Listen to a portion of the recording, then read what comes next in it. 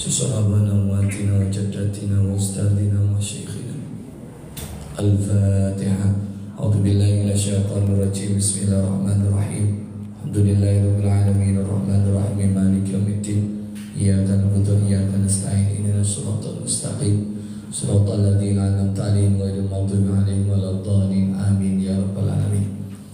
الحمد لله رب العالمين والصلاة والسلام على أشرف الأنبياء والمرسلين wa alihi wa sahbihi ajma'in. Amma ba'du. Jamaah salat duhur Masjid Nurul Ukhwah PLN Jatim rahimakumullah. Sebelum kita mulai, mari kita beristighfar pada Allah, kemudian baca doa talabul ilmi. Mudah-mudahan apa yang nantinya kita pelajari dijadikan Allah menjadi ilmu yang manfaat barokah buat kita semuanya. Amin Allahumma amin. Astaghfirullah Rabbal baraya, astaghfirullah minal khataya, astaghfirullah Rabbal baraya, astaghfirullah minal khataya. Rabbi zidni ilman nafi'an ووافقني عملا صالحا. ربي زدني علما نافعا ووافقني عملا صالحا. آمين يا الله آمين يا الله آمين يا الله رب العالمين. Amin amin ya rabbal alamin. Jemaah sekalian, mari kita doakan saudara-saudara kita yang sedang sakit, mudah-mudahan segera diberikan kesembuhan oleh Allah Subhanahu wa taala. Saudara kita yang sedang masalah, atau mungkin diri kita yang sedang dirulung masalah, mudah-mudahan diberikan Allah jalan keluar. Dan saudara kita yang telah meninggal, mudah-mudahan dosa dan kesalahannya diampuni oleh Allah Subhanahu wa taala. Mereka diterima amal soleh dan amal baiknya selama hidup di dunia, dan mereka ditempatkan Allah di tanah surganya. Al-Fatihah. A'udzubillahi minasyaitonir rajim. Bismillahirrahmanirrahim. Alhamdulillahirabbil alamin arrahmanir rahim maliki yaumiddin. Iyyaka na'budu wa iyyaka nasta'in ihdinas siratal mustaqim siratal ladzina an'amta 'alaihim ghairil maghdubi 'alaihim waladdallin. Amin ya rabbal alamin. Bismillahirrahmanirrahim. Wa qul ja'al haqqu wa zaqal batil innal batila kana zaqa la yatakallamuna illa man adina lahu rahmanu wa qala sawaba sadaqallahul adzim.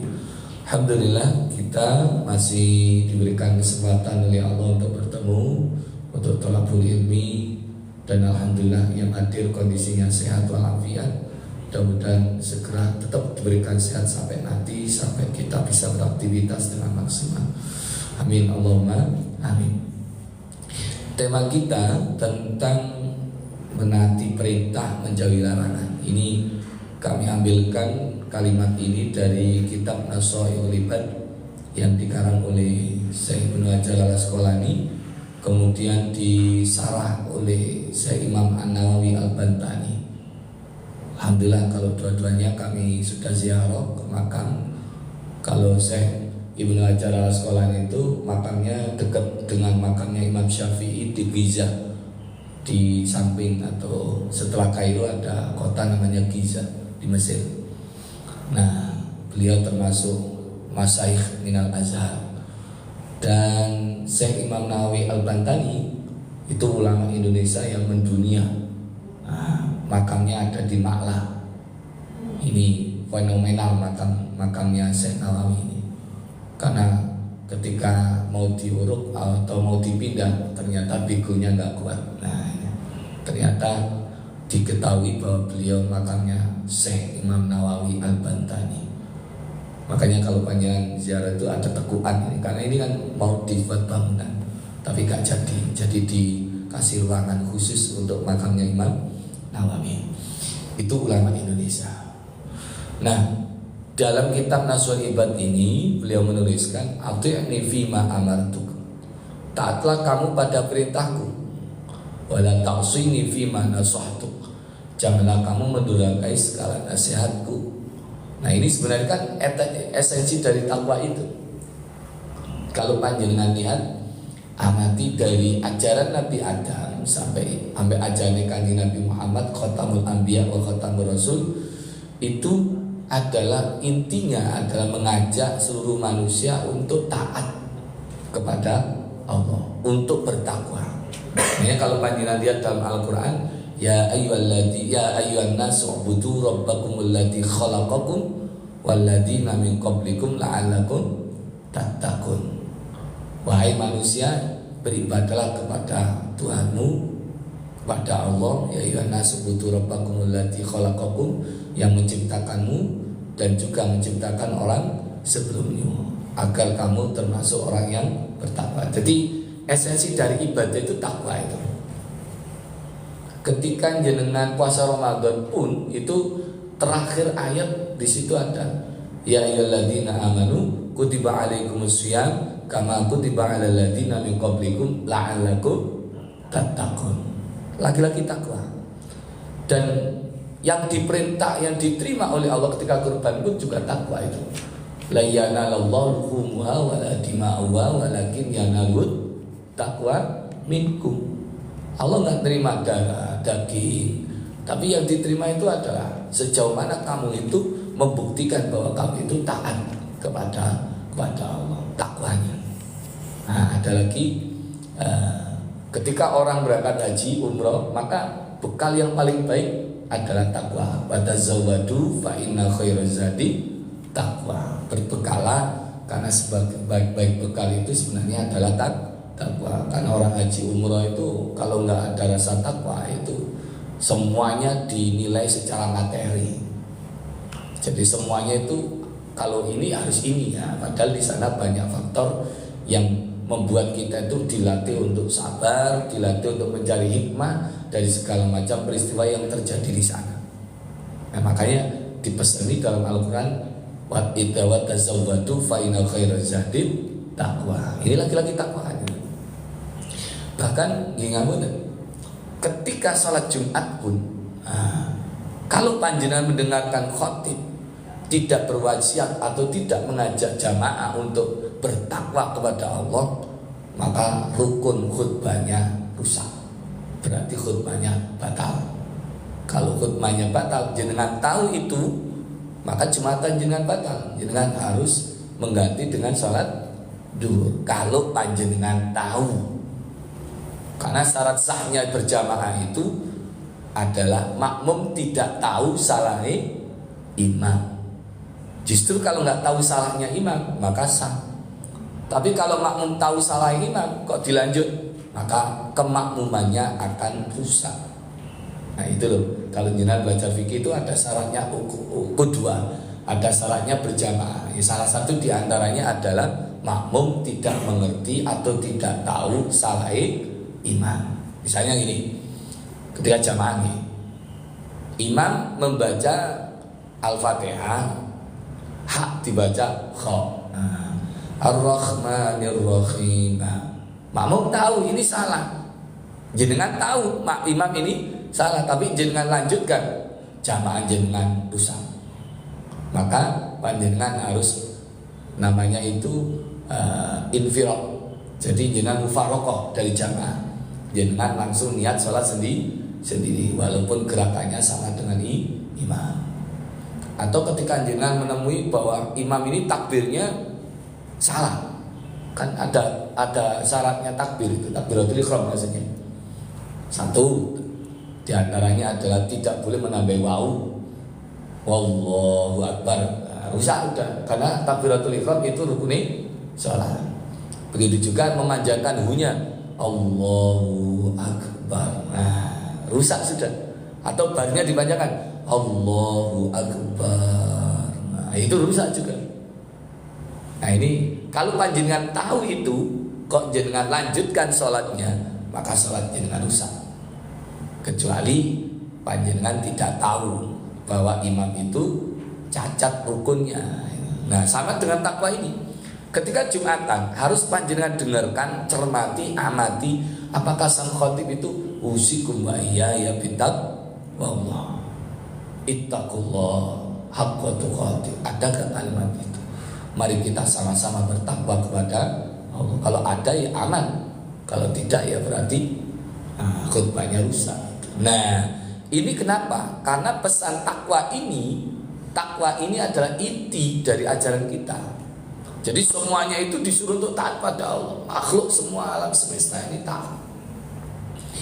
Sampai jenengan ini surat Ali Imran 102 dipasali terus ini.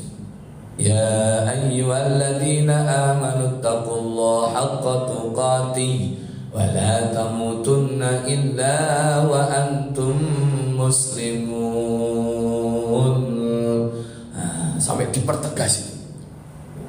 Ya ayyuhalladzina amanu, wahai orang yang beriman, ittaqullah, bertakwalah kepada Allah. Haqqa tuqatih, dengan sebenar-benar takwa, dengan sebenar-benar takwa. Wala tamutunna illa wa antum muslimun, janganlah kalian sekali-kali mati kecuali dalam keadaan Islam. Ini yang kita perjuangkan itu di sini. Makanya ketika orang nazar, ada orang mau meninggal, itu jangan dibiarkan sendirian. Talqin itu fungsinya yang masih hidup itu menuntun biar benar-benar ini saudara kita yang sedang berjuang menghadapi sakaratul maut ini diselamatkan oleh Allah dari godaan setan atau jin. Karena setan jin itu berupaya untuk ngambil akidah si ini yang mau mati ini.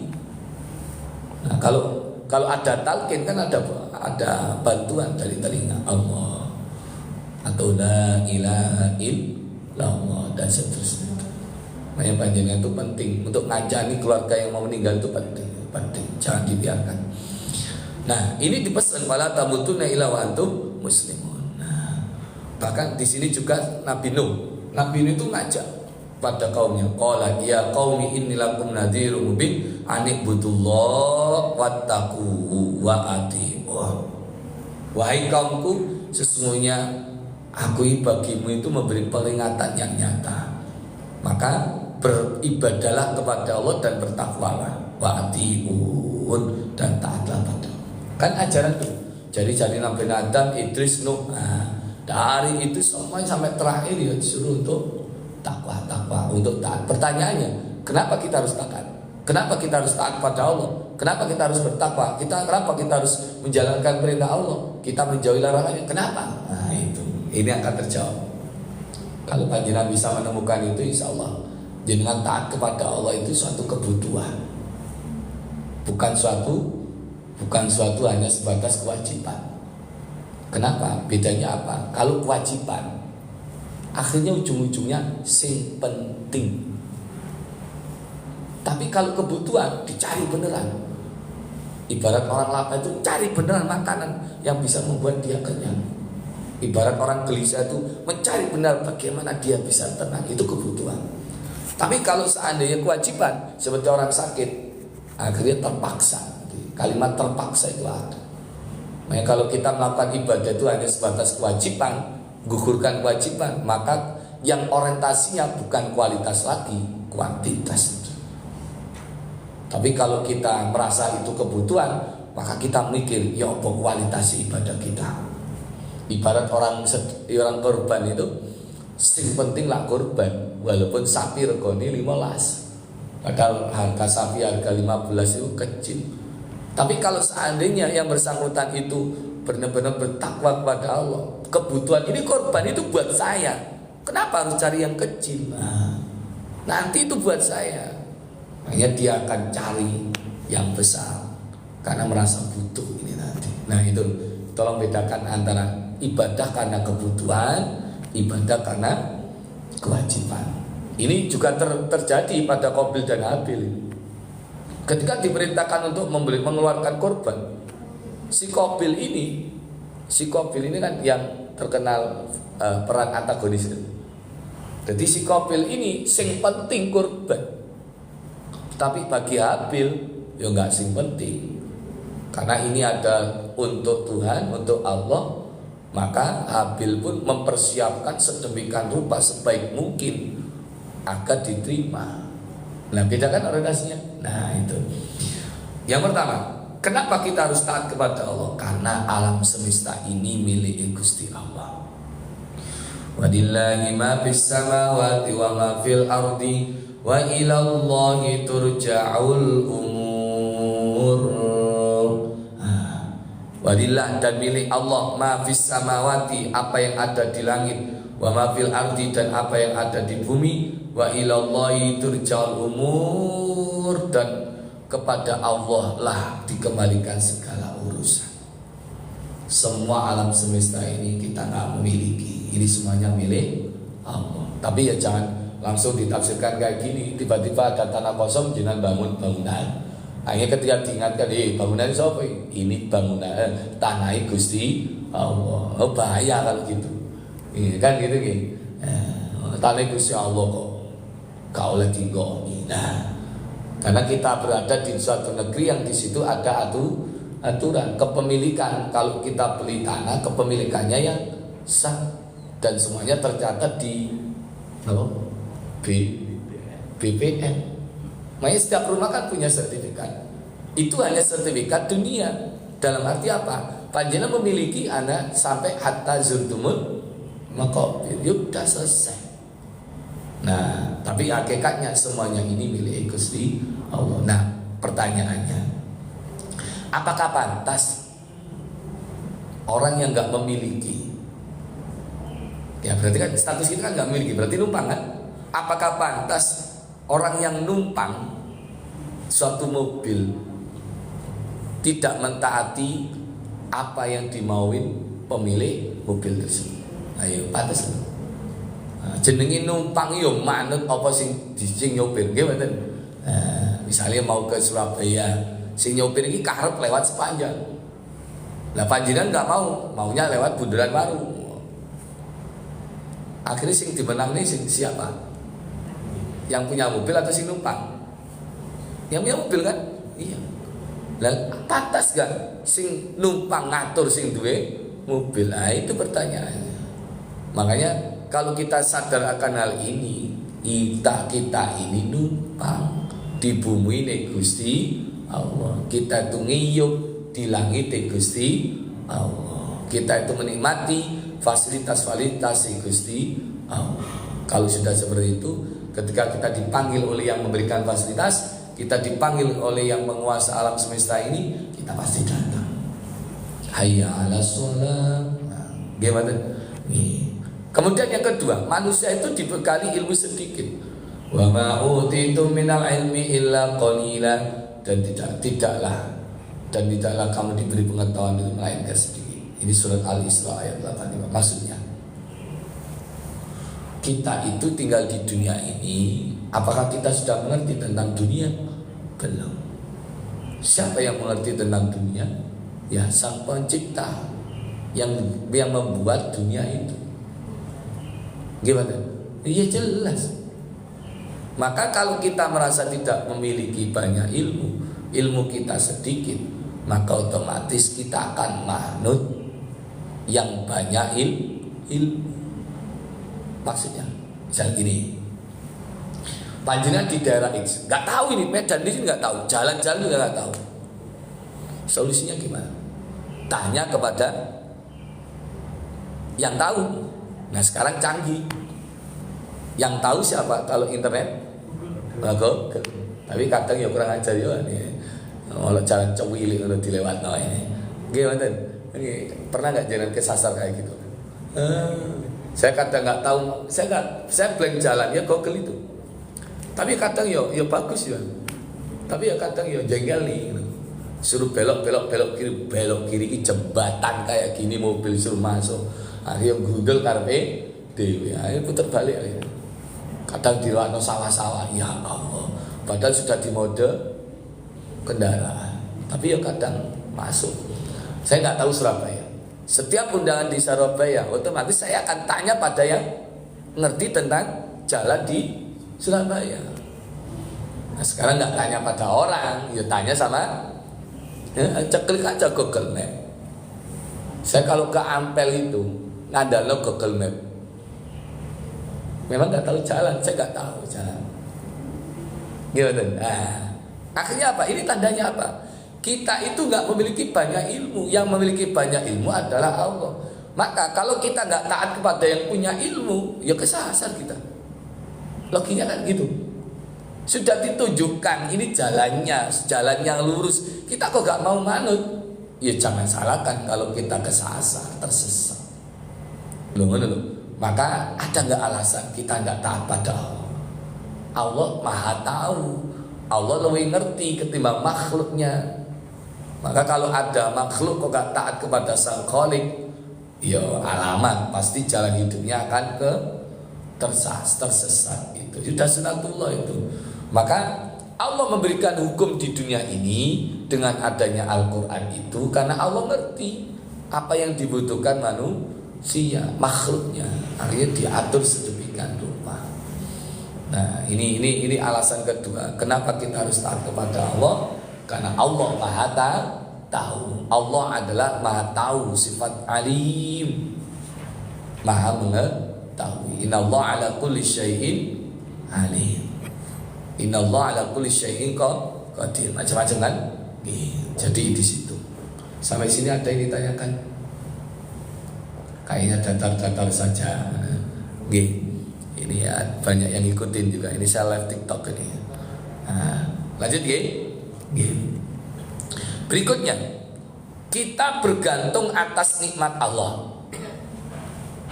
Ini jawabannya. Kenapa kita harus taat? Karena kita butuh nikmati Allah. Kita nggak akan bisa hidup kalau nggak dapat nikmat atau rahmati Gusti Allah. Berarti kan kita butuh Allah. Nah, dalam surat An-Nahl ayat 18 itu kita dituntut, ditantang itu. Wa in ta'uddu ni'matallahi la tuhsuha innallaha laghafurur rahim. Wa in ta'uddu ni'matallah, dan jika kamu hitung-hitung nikmati Allah, la tuhsuha, bisa kamu tak dapat menentukan jumlahnya berapa. Innallaha, sesungguhnya Allah laghafurun, Maha benar-benar Maha pengampun, Rahim, Maha penyayang.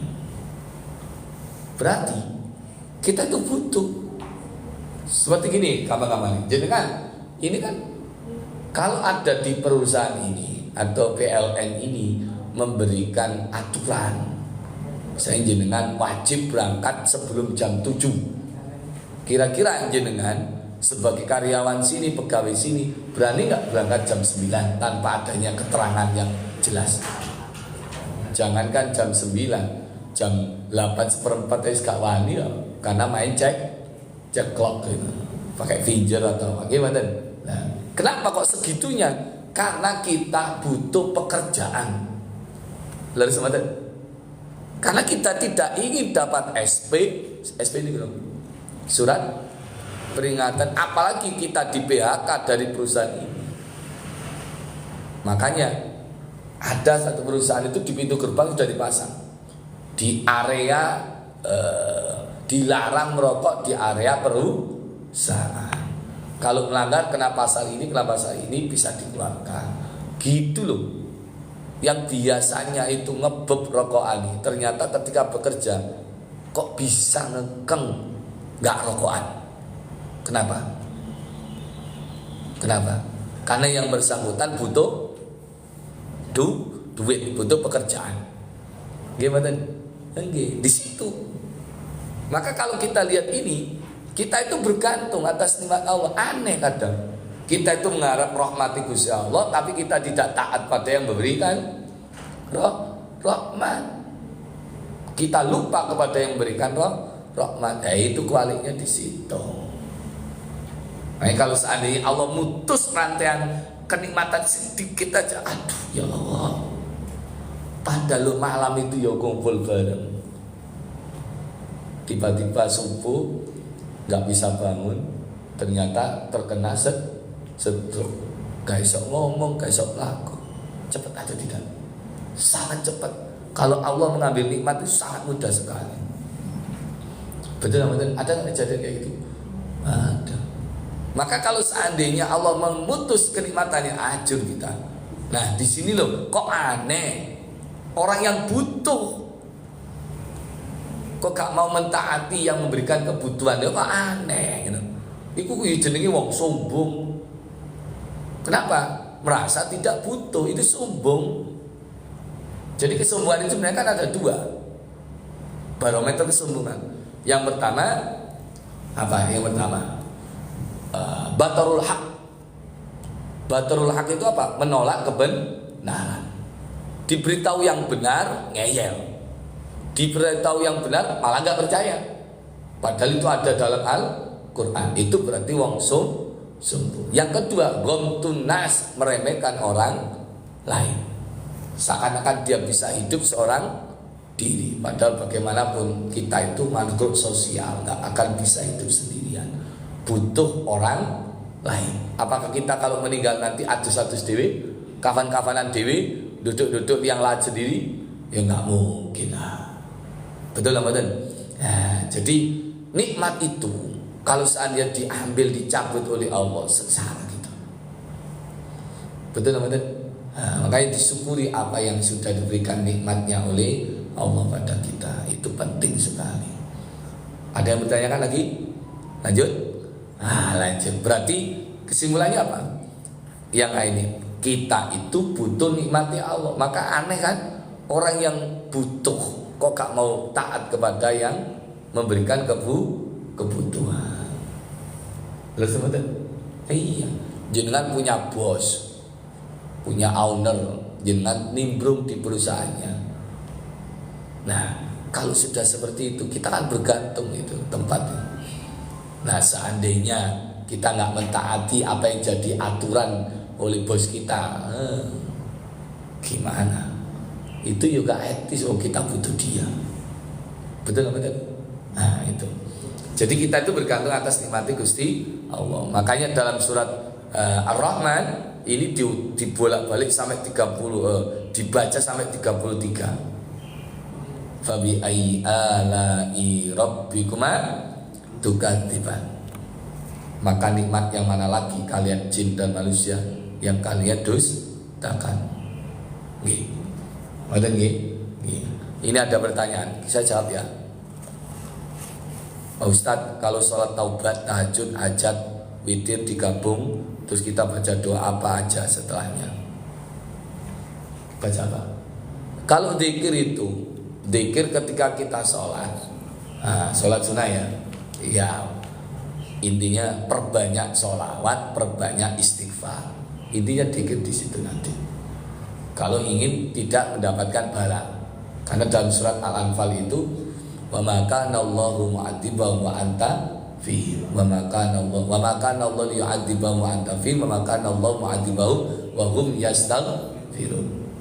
Allah tidak akan menimpakan bencana, musibah, bala, penyakit sementara engkau ada di dalamnya. Dalam arti apa? Kanjeng Nabi ini kita hidupkan syariatnya, kita cintai baginda Nabi. Atau orang Jawa katakan sing akeh maca sholawat, dzikir itu. Mohon dzikir paling enak itu maca sholawat. Dan yang kedua, perbanyak istighfar. Perbanyak istighfar. Jadi dua, baca napa jenenge itu sholawat tadi dan menghidupkan ajaran atau kesunai kanjeng Nabi.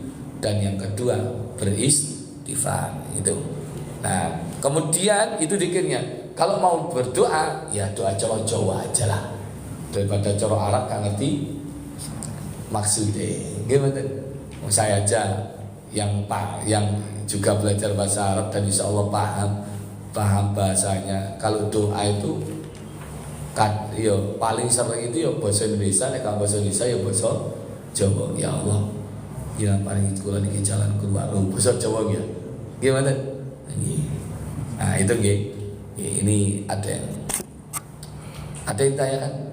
Ini malah yang online nih yang tanya. Moga. Apa Ustaz? Terkait ini memunculkan rasa butuh ibadah kita ke Ustaz. Itu tadi kita merasa butuh ibadah. Ini memang butuh pelatihan. Karena apa? Bagaimanapun kita ketika seperti orang makan ya, lapar. Ya, kita butuh makan, ya laparkan kita. Kita harus merasa lapar.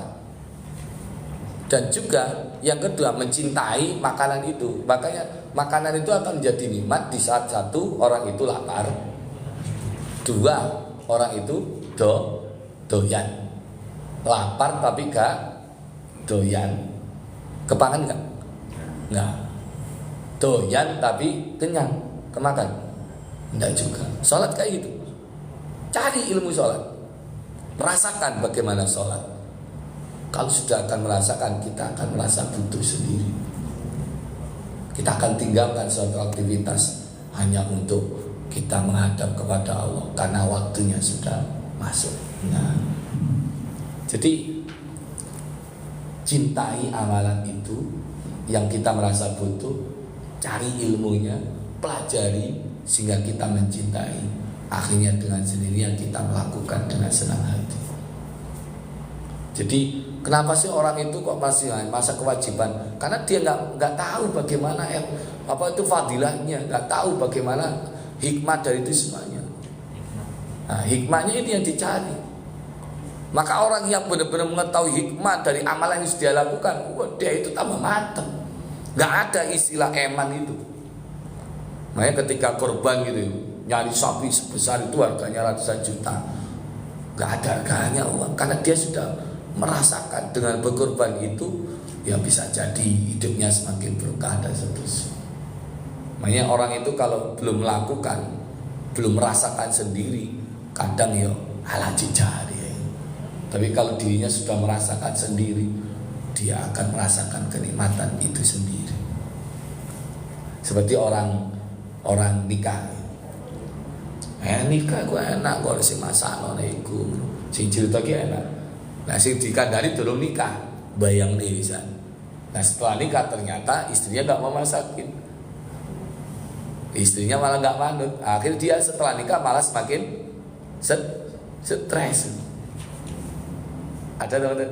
Akhirnya nyalakan nikahnya atau nyalakan pasangannya kira-kira. Kan orangnya nggak itu. Cuma akhirnya kalau nyalakan nikahnya, maka dia selamanya setelah itu tidak akan nikah. Makanya orang-orang yang frustasi itu udah nggak nikah.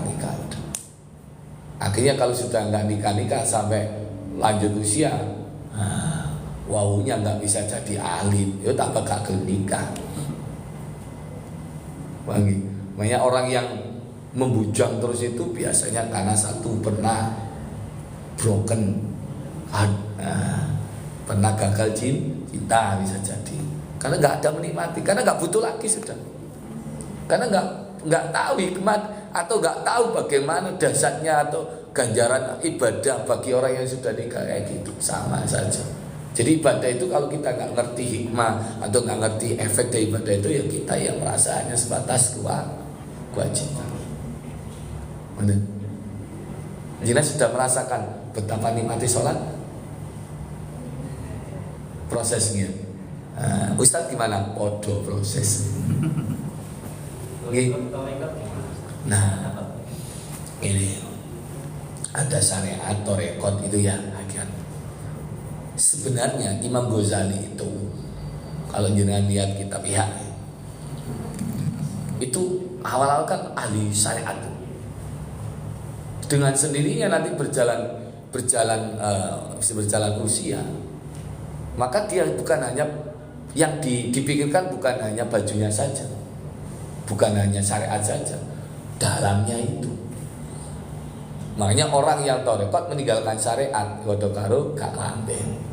Karena syariat itu baju hidup kita, identitas kita. Kalau kita sudah punya identitas, tingkatkan kualitasnya. Cari hikmah dari apa yang kita lakukan itu. Maka itulah namanya torekot. Kalau sudah berjalan torekot, ada yang bimbing dan seterusnya, muncullah nanti di atasnya namanya ma'rifat. Udah jauh sekali itu makomnya itu. Makanya ulama-ulama yang sudah makom ke situ itu, dunia itu sudah pikirannya nggak ke situ, pikirannya udah akhirat. Pokoknya pikirannya kepada ridhone Gusti Allah. Awak dhewe cek pambudunya gimana? Dime duwe lo cek gelem. Udah beda, kita tuh paling sebatas syariat torekot ini mulai didik-didik. Untuk masuk wilayah makrifat agak sulit. Kiling Wali Songo, sudah beda lagi udah. Para Wali Songo, Mbah Sunan dulu itu Makanya mereka diterima karena ilmunya sudah marifat sudah. Bukan berarti orang yang marifat itu nggak sholat, salah. Orang marifat itu justru ya sholat. Makanya kadang kuali ada orang dikirnya yang khusyuk sholat cepet, maruru dikir sing berjam-jam, sholat ini 2 menit 3 menit, kuali. Karena sholat itu ada perlambang dari apa? Gerakan dan seterusnya. Ada syarat dan rukun, itu namanya syariat. Sementara kenikmatan ketika sholat itu itulah nanti thariqat menuju ma'rifat. Kalau sudah tenang beneran itu jadi ma'rifat. Makanya ada kalimat man arafa nafsahu faqad arafa rabbahu. Barang siapa yang paham, ngerti tentang dirinya, maka hakikatnya dia sudah mengenal Tuhan. Nah itu dalam sekali itu. Nah, gitu. Oke. Lanjut. Ada pertanyaan? Nah ini, bentar saya baca. Gibon, enggak bisa. Sama kita lanjutkan ya. Oke, pertanyaan-pertanyaan barangkali ada. Berikutnya, kita semua milik Allah dan akan kembali kepada Allah. Inna lillahi wa inna ilaihi raji'un. Kita enggak, hakikatnya orang gini, ada keluarga kita meninggal, pantas gak kita gandoli, kita sedih terus, merasa gak ikhlas, merasa gak terima orang tuanya diambil. Nah itu justru menghalang-halangi yang meninggal. Karena kita gak punya hak untuk memiliki, karena semuanya milik Gusti Allah. Ya berat Ustaz. Makanya latihan, makanya butuh ilmu, makanya butuh guru. Karena ada itu. Ketika putrinya meninggal, sang ibu ini stres luar biasa, gak makan, gak itu dan seterusnya. Ayahnya juga. Apakah seperti itu dibolehkan dalam agama? Gak boleh kan? Karena apa? Innalillah. Sedih ya sedih, tapi ya jangan sampai lalu. Maka ujung-ujungnya di situ dalam agama kita itu dikecam, dilaknat bagi mereka yang niyaha, meratapi kematian seseorang. Itu karena merasa apa? Udah kehilangan, akhirnya gak sadarkan diri, akhirnya apa? Akhirnya gak mau makan dan itu, bahkan inginnya mati biar kumpul lagi. Aduh bahaya itu. Nah terus solusinya sudah sedih ya sedih, tapi jangan terlalu berlarut, kembalikan lagi. Ketika kami mendadak ditinggal ibu tercinta, mendadak sekali. Saat itu hari Senin, padahal malamnya padahal sebelumnya itu ke masjid royoan jeding salat subuh itu. Saya di Sion, itu terakhir. Nah, ketika saya imami salat subuh, ibu ikut. Kemudian istighosah. Karena ada kebiasaan istiqomah di masjid kami itu habis subuh istighosah. Setelah istighosah berdoa sendiri. Ada yang agak lama wiritan. Nah, kami berada di pengimaman habis istighosah nggak ada firasat apa-apa doa. Ternyata almarhumah ibu saya setelah istighosah itu merasa dadanya sakit itu, dan sangat sakit, dan ternyata akhirnya itu meninggalnya. Dibawa ke mobil meninggal. Kaget betul. Semuanya kaget. Masyarakat kampung itu kaget dengan berita kematian. Gak mungkin, tadi malam ngobrol, gak mungkin, ingin ketemu, gak mungkin, kan ya. Anak-anaknya gimana? Sedih, yakin sedih. Kami jadi nangis. Tapi setelah kami resapi almarhum itu meninggalnya bagus.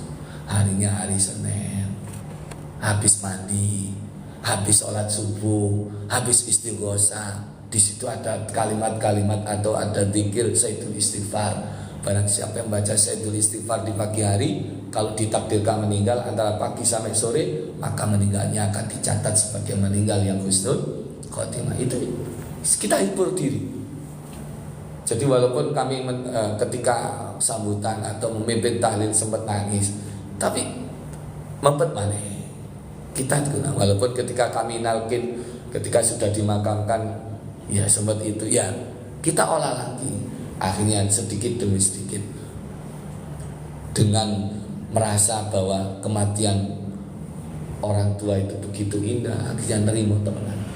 Nah itu kan prosesnya. Gimana?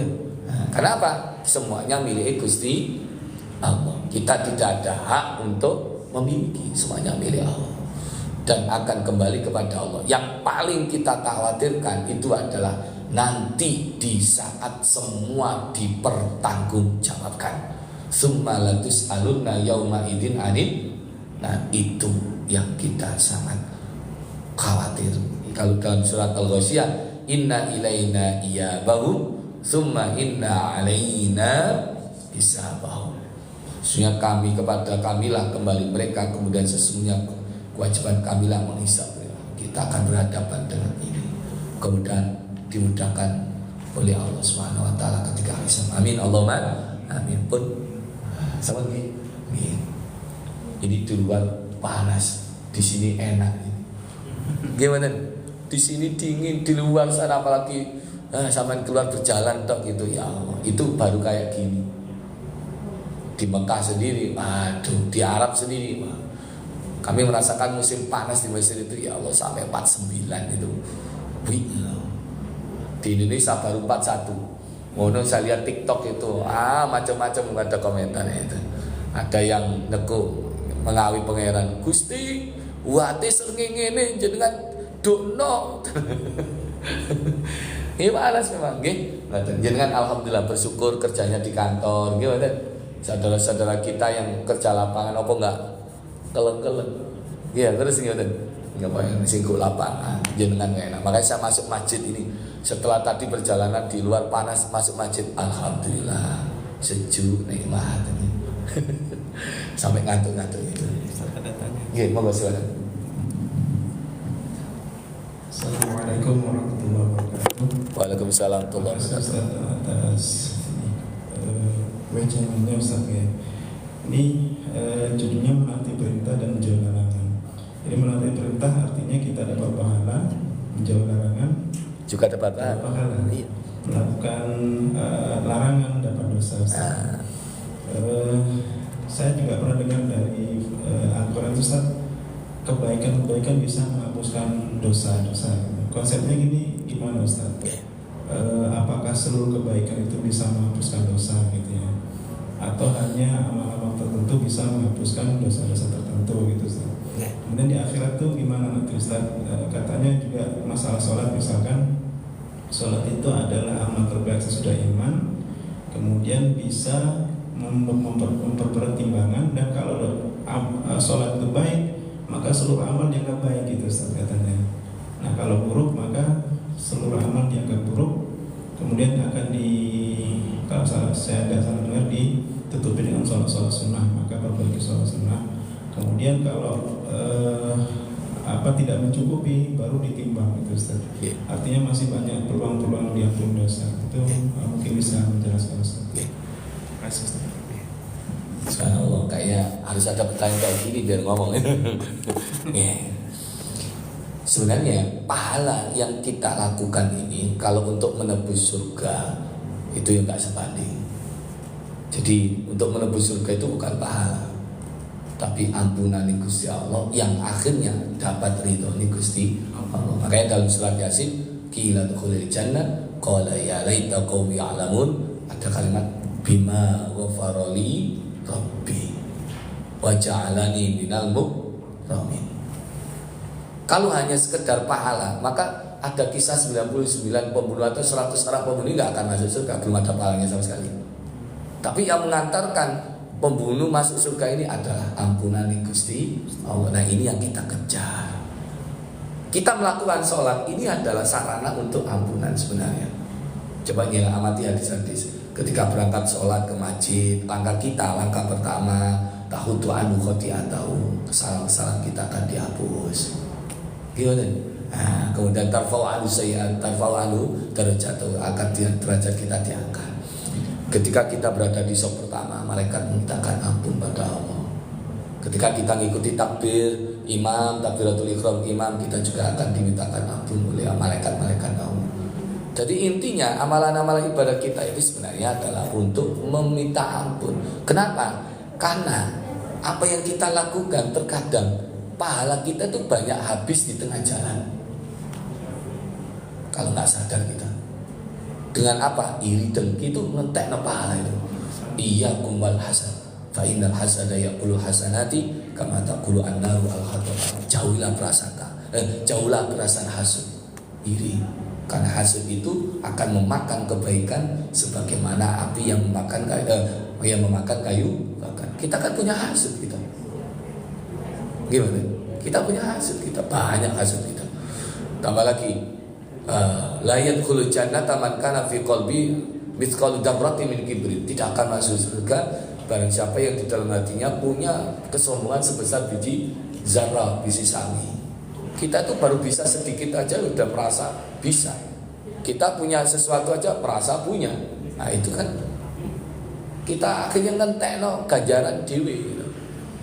Nah makanya fungsinya amalan ini innal hasanati tudhibnas sayyi'at. Sebenarnya kebaikan-kebaikan itu akan menghapus kejelekan. Dalam arti kita itu lebih banyak jeleknya daripada baiknya.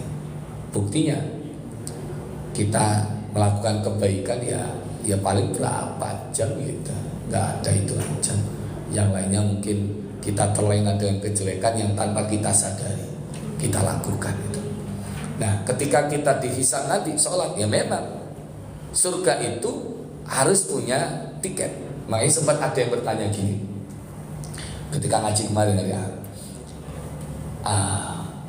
mereka itu amalannya banyak dan bermanfaat. Contohnya sekarang gampang nih, penemu lampu, penemu listrik itu apakah mereka gak bisa masuk surga? Padahal kan bermanfaat untuk manusia sedunia, gimana?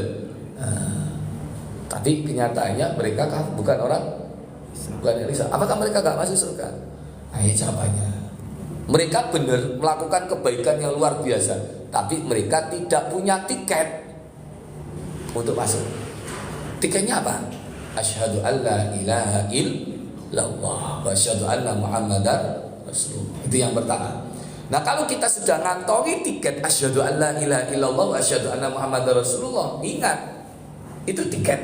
Nah, tiket ini ada kuncinya. Tiket ini ada passwordnya. Gampangan ini. Passwordnya adalah kalau dari subuh 2 4 4 3 4 password itu. Kita sudah punya ibaratnya kunci. Silakan masuk rumah itu. Tapi kita nggak tahu passwordnya apa. Kunci sudah kepegang tangan, tapi kita nggak bisa. Nah, makanya sholat tadi situ.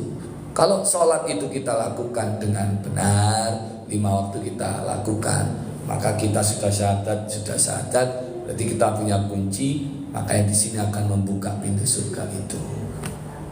Dalam arti apa? Awwalu ma yuhasabu bil abdi yaumal qiyamah as-shalat. Pertama yang dihisab nanti sholat. Nah kalau sholat kita bolong-bolong atau sholat kita yang kata khusyuk, ya ditumpangilah dengan sholat sunnah. Sholat sunnah itu ibarat untuk nambel-nambel sing sholat awak dhewe sing kadang yo semeniko. Betul ya. Nggih, matur suwun. Enggak terasa ya. Mudah-mudahan ilmu kita jadi ilmu yang manfaat. Amin Allahumma amin. A'udzubillahi minasyaitonir rajim. Bismillahirrahmanirrahim. Allahumma shalli ala sayyidina Muhammad wa ala sayyidina Muhammad walhamdulillahirabbil alamin. Allahumma ya Allah, 'allimna bima 'allamtana wanfa'na bima yanfa'una warzuqna 'ilman tanfa'una fid din wad dunya wal akhirah. Allahumma inna nas'aluka 'ilman nafi'an wa rizqan wasi'an halalan thayyiban shifaan min kulli da'in wa saqmin. Sallallahu ala sayyidina Muhammad walhamdulillahirabbil alamin. Jemaah sekalian, kalau ada yang tersinggung dengan ucapan saya, tolong saya dimaafkan. Kita tutup dengan kafaratul majelis. Subhanakallahumma wa bihamdik, asyhadu an la ilaha illa anta, astaghfiruka wa atubu ilaik. Assalamualaikum warahmatullahi wabarakatuh. Waalaikumsalam. Allahumma sholli ala Muhammad. Ya Rabbi salli alaihi wasallam.